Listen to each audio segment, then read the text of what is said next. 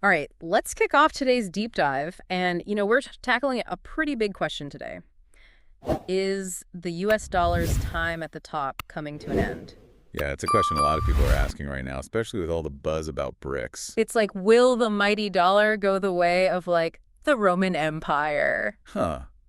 Well, I guess we'll see. But to really get into it, we've got two main sources for this deep dive. We've got this really interesting article from the Associated Press. It's about President-elect Trump. He's been making some pretty strong statements about BRICS. And on top of that, we're going to tap into the wisdom of the internet, looking at a Reddit thread where people are really digging into this AP article. Yeah, because, Reddit, always a hotbed of opinions.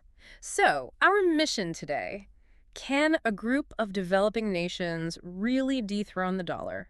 And what would that even mean for, well, everyone? Big questions for sure. So, first things first, right? What exactly is BRICS? BRICS, it's this alliance of some major players in the global economy. Brazil, Russia, India, China, and South Africa. And they've been expanding too. Yeah, they've got some new members, right? Yep, Egypt, Ethiopia, Iran, and the United Arab Emirates are all in. And there are even more countries kind of lining up to join. Wow, it's getting pretty crowded in there. But it's not just about hanging out together, right? No, definitely not.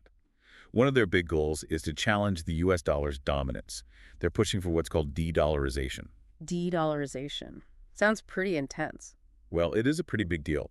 It basically means they're trying to use their own currencies more in international trade. Okay, I'm starting to see why people are paying attention to this, but why are they so gung-ho about ditching the dollar? You have to look at it from their perspective.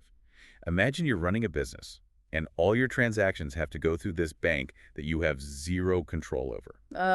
That wouldn't be ideal. Right, and that's kind of how a lot of countries feel about relying on the U.S. dollar. So BRICS nations, they're looking for more independence, more control over their own economic destinies. Yeah, I can see how that would be appealing, but then you throw President-elect Trump into the mix and things get even more interesting. To say the least. The AP article, it highlights this Truth Social post from Trump. Oh yeah, I saw that one. It was, pretty blunt. Definitely. He basically said, and I'm quoting here, "We require a commitment from these countries that they will neither create a new BRICS currency nor back any other currency to replace the mighty U.S. dollar, or they will face 100% tariffs and should expect to say goodbye to selling into the wonderful U.S. economy." Whoa, okay, 100% tariff. That's not messing around. Yeah, it's a pretty strong statement.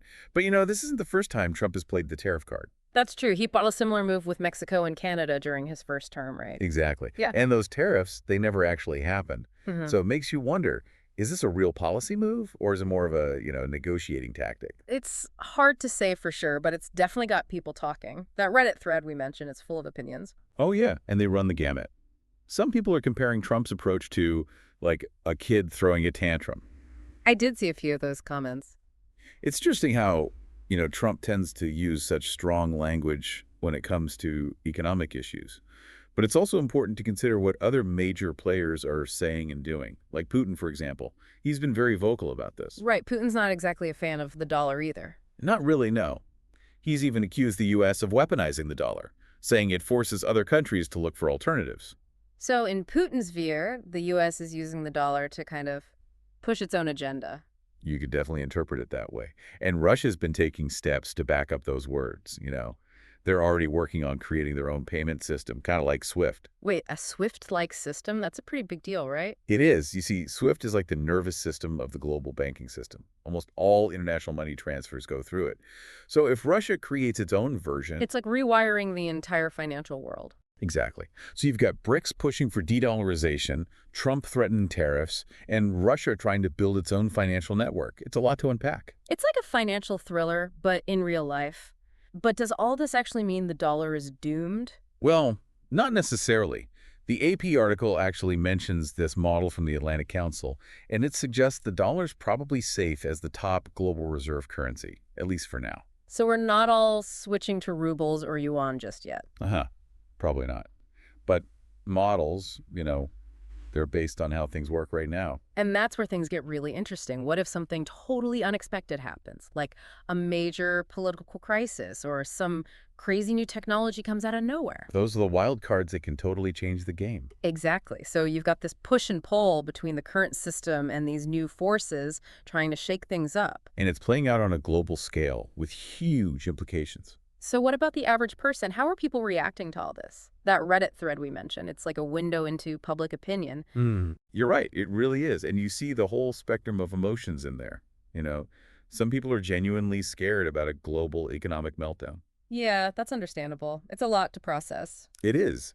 And then there are others who are, well, a little more skeptical of Trump's grasp of economics. Let's be honest, that's not exactly a new sentiment. Fair point, but it's all part of the conversation. And I imagine some people are wondering, okay, how does all this high-stakes financial chess actually affect me? Oh, it absolutely does. And that's something we'll definitely dive into. All right, well, let's get into it then. I mean, one of the biggest concerns you see in that Reddit thread is about prices. Like what happens to the cost of everyday stuff if these tariffs actually go into effect? Yeah, that's a good point. Nobody wants to pay more for their groceries or their, favorite gadgets. Exactly. And that's the thing about tariffs. They often end up hitting consumers in the wallet. Think about all the things you buy regularly. Clothes, electronics, food, a lot of that stuff is imported, and tariffs make those imports more expensive. So it's like a hidden tax that everyone ends up paying. Pretty much. And that's not even the worst case scenario. Oh, there's more. Oh, yeah. People are also worried about a potential trade war. What happens if BRICS decides to hit back with their own tariffs on U.S. goods? Oh, man, that would be bad. Like a game of economic ping pong with tariffs flying back and forth. Exactly. And who loses in that game? Businesses and consumers on both sides? It could really destabilize things globally. Okay, so we've got the tariffs, but then earlier you mentioned something about people on Reddit thinking Trump might be mixing up tariffs with sanctions. Yeah, that's an important distinction. It's easy to get those terms confused, but they're actually pretty different. So tariffs versus sanctions, break it down for us. Okay, so think of tariffs as like a very specific tax. You're targeting certain goods coming from a specific country. So it's mainly about influencing trade. Right. Sanctions, though, those are way more broad. It's like you're trying to restrict a country's entire economic activity. So it's not just about specific products, it's about putting pressure on a country to, change its behavior. Exactly. It's often used as a political tool. Mm-hmm. So if Trump is actually talking about sanctions, it means he's considering a much more aggressive approach towards BRICS. And that could have even bigger consequences, right? Oh, absolutely. Sanctions can create all sorts of ripple effects throughout the global economy. It's like throwing a rock into a pond. You see that initial splash, but the waves keep going. And it's not just about the economics, is it? There's a whole geopolitical angle to this as well. You hit the nail on the head. The dollar, being the dominant currency, has given the U.S. a lot of power on the world stage, like leverage. They can use it to apply economic pressure, influence markets, even dictate the terms of trade in some cases. It's like having the ultimate cheat code in a video game. Uh-huh. Kinda, yeah. But that power dynamic, it might be shifting. You mean if BRICS manages to create a viable alternative to the dollar? Exactly. It could completely change the rules of the game. That's a big if, though. Definitely. It's not like it's going to happen overnight. But it's definitely something worth paying attention to. Oh, for sure. I mean, the fact that we're even having this conversation is a sign that things are changing. The old assumptions about global power, they're being challenged. Right. So where does this leave us, the average person trying to make sense of it all? Yeah, it can be a bit overwhelming. It is a lot to process, for sure. I think the key takeaway is we can't just sit back and watch this happen. This isn't just some abstract news story. It's something that will affect all of our lives in one way or another. So what do we do? Become armchair economists? Not necessarily, but staying informed is crucial. Being aware of the potential consequences and engaging in these kinds of conversations. So it's not just about economics. It's about taking some responsibility for the world we live in. Exactly. It's about understanding that our choices, both individually and collectively, they have an impact. It's like we might not control the global financial system, but we can control how we react to it, how we participate in it. I like that. It's about advocating for the kind of future we want. A more just and sustainable future, hopefully. Absolutely. Now, we've talked a lot about the potential downsides of all this, but could there be some upsides too? That's an interesting thought.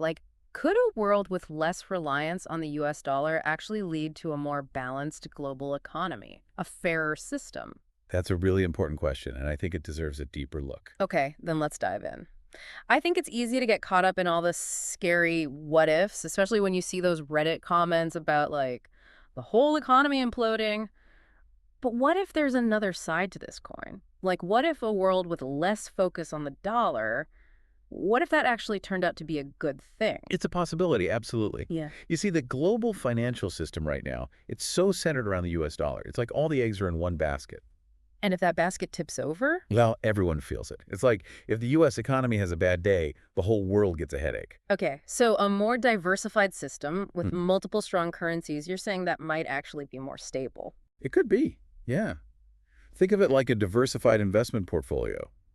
You spread the risk, right? So if one thing takes a hit, the others can kind of help balance things out. That makes sense. And what about global trade? Could this shift lead to, like, fairer relationships between countries? Now, that's a really important question because right now, so many countries feel like they have to trade in US dollars, even if it's not the best deal for them. So a multipolar currency system, you're saying, that could give them more options, more bargaining power. Exactly. It's like instead of having one big kid calling all the shots in the schoolyard, you have more balance, more voices being heard. Sounds good in theory, but is that how it would actually play out?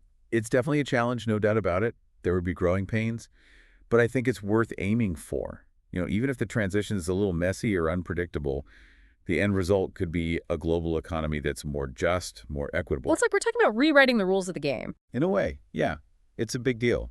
And that brings us back to you, dear listener, because we've explored a lot of ground here, haven't we? The potential risks, the possible rewards, a world where the US dollar isn't the only game in town. It's complicated, and there are no easy answers. But one thing is clear, change is happening. And the best way to deal with change is to be informed, to think critically, and to really consider the full spectrum of what's possible. So that's what we've tried to do in this deep dive. Give you the information you need to understand this complex issue and form your own opinions. And as you keep following this story, here's something to think about. If this global power shift really happens, what role do you want to play in shaping that new world? That's a great question to ponder. Thank you for joining us on this deep dive. We'll catch you next time as we explore another fascinating corner of our ever-changing world.